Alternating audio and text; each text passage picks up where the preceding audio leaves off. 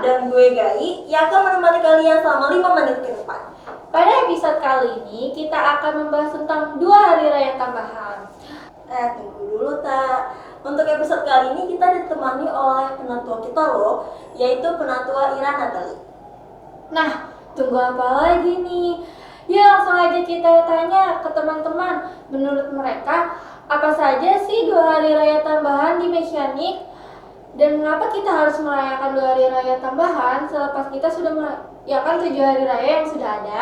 Menurutku dari 2 hari raya ini, Purim dan Hanukkah, memiliki pesan-pesan yang sangat berharga tentang perjuangan dari bangsa Israel melawan kejahatan-kejahatan pemerintahan yang mereka tempati waktu saat itu, di mana mereka berhasil memberontak, berhasil melawan oleh karena berkat dari Tuhan dan firman dari Tuhan.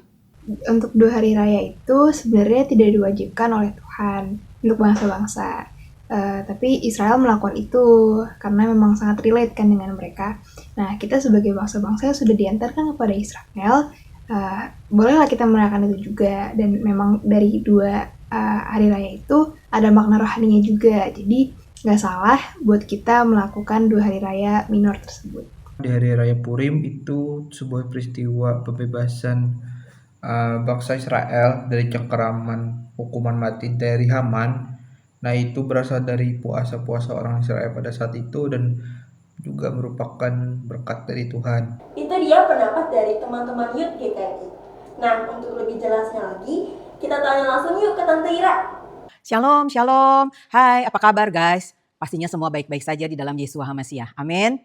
Amin. Ada pertanyaan tentang hari-hari raya Alkitabiah selain 7 hari raya yang ada di dalam Imamat pasal 23 ayat 1 sampai 44, yaitu Pesak atau Paskah, Hag Hamatzot, roti tidak beragi, Omer Reshit, buah sulung, Shavuot, Pentakosta, Yom Teruah atau Rosasana atau Tahun Baru Ibrani, Yom Kippur, Hari Raya Pendamaian, Sukot atau Hari Raya Pondok Daun. Ternyata ada 2 hari raya lain. Yang pertama itu adalah Purim, artinya undi-undian, dirayakan sekitar Februari atau Maret.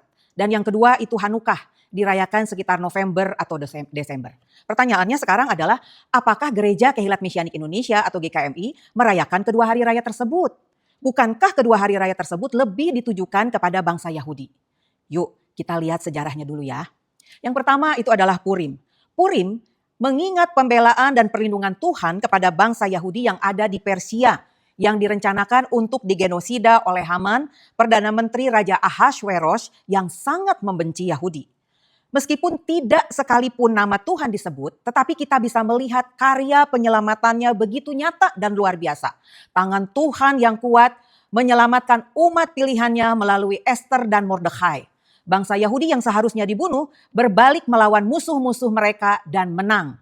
Siapakah Haman? Haman, dia adalah keturunan Agag, Raja Amalek yang diperintahkan oleh Elohim untuk ditumpas habis ketika Israel berperang melawan Amalek. Tetapi Saul, Raja Israel waktu itu dan rakyatnya menyelamatkan Agag, Raja Amalek. Kamu bisa baca di dalam 1 Samuel pasal 15 ayat 8-9. Di dalam kisah Purim, Haman, keturunan Agag, bertemu dengan Esther atau Hadassah, keturunan Saul. Dengan bantuan Mordekhai, sepupu Esther yang sudah menjadi ratu kerajaan Persia, berhasil membalikan keadaan. Bangsa Yahudi yang seharusnya dimusnahkan pada tanggal yang telah ditetapkan melalui undi-undian atau Purim, yaitu tanggal 13 Adar, diberi kesempatan untuk melawan. Dan dengan pertolongan Tuhan berhasil melawan musuh-musuhnya. Bukan hanya melawan, tetapi justru mengalahkan musuh-musuhnya. Dan Mordekhai, dia menetapkan tanggal 14 dan 15 Adar sebagai hari sukacita dan hari untuk mengantar makanan dan juga hari untuk bersedekah kepada orang-orang miskin. Kamu bisa baca kisah ini di dalam Esther pasal 9 ayat 22. Meskipun kami Gereja Kehilat Mesianik Indonesia bukan Yahudi, tetapi kami merayakan Purim karena Yeshua HaMasiah merayakannya. Kamu bisa membaca di dalam Yohanes pasal 5 ayat 1. Yang dimaksud dengan hari raya orang Yahudi di sini itu ternyata adalah Purim. Karena ketika Yohanes pasal 5 ayat 1 itu ditulis, jatuh pada tanggal 14 Adar tahun 3790 atau sama dengan 5 Maret tahun 0030 di dalam kalender Gregorian.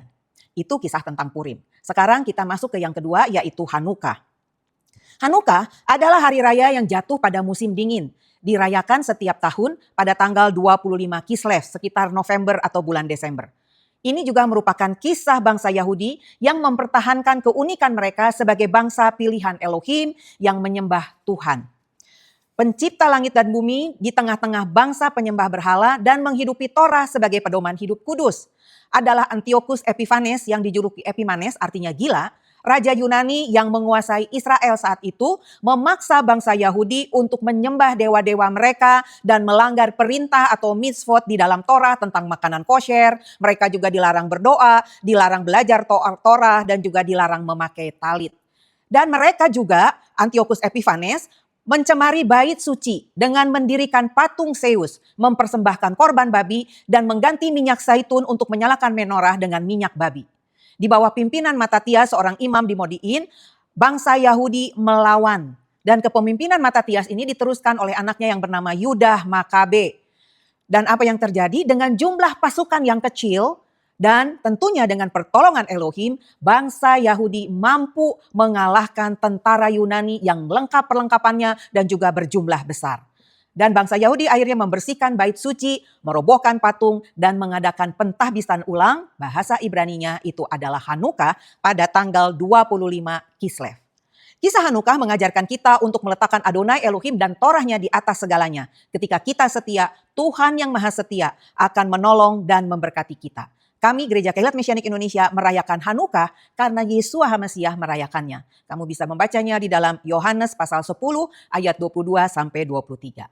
Nah, kesimpulan dari kedua hari raya ini, kita belajar untuk jangan takut mempertahankan iman meskipun kita ada dalam tekanan dan jumlah kita tidak banyak atau minoritas.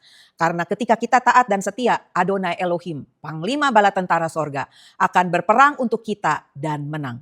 Tugas kita adalah do the best and he will do the rest. Shalom, Yeshua HaMasiah memberkati. Terima kasih Tante Ira atas pengertiannya. Jadi begitu teman-teman untuk episode 7 5 Minutes to Know pada hari ini. Kami menunggu interaksi dari kalian, baik kritik saran, pertanyaan, maupun request topik untuk episode selanjutnya di kolom komentar. Sampai jumpa lagi, bye!